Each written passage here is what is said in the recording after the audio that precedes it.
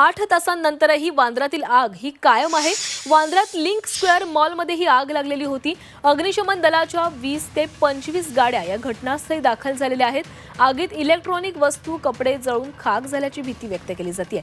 मुंबईतील वांद्रे पश्चिमेला क्रोमा शोरूमला पहाटे मोठी आग लागली। अग्निशमन दलाला याची माहिती मिळताच अग्निशमक दल घटनास्थळी पोहोचलं। या ठिकाणी आगीवर नियंत्रण मिळवण्याचे प्रयत्न सुरू आहेत। अग्निशमन दलाच्या 20 ते 25 गाड्या ही आग विझवण्यासाठी प्रयत्न करत आहेत।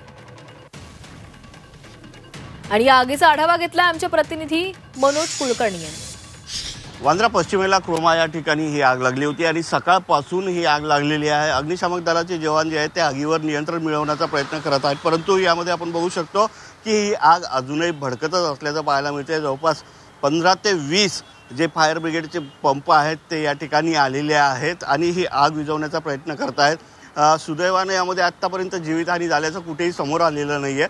चारही बाजूनी अग्निशामक दलाचे जे जवान आहेत ते पाण्याचा मारा करताना पाहायला मिळत आहेत, परंतु आग मात्र अजूनही नियंत्रणात आलेली नाही आहे। यामध्ये विविध प्रकारचे दुकाने आहे, विशेषतः यामध्ये इलेक्ट्रॉनिक दुकान आणि कपड्याची दुकानं जास्त असल्यामुळे ही आग नियंत्रणात आणण्यात उशीर होत असल्याचं या ठिकाणी पाहायला मिळते आहे।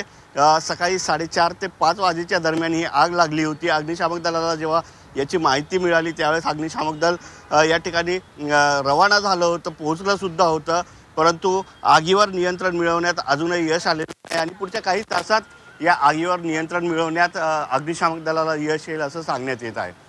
व्हिडिओ जर्नलिस्ट प्रकाश मनोज कुलकर्णी, जी 24 तास, मुंबई।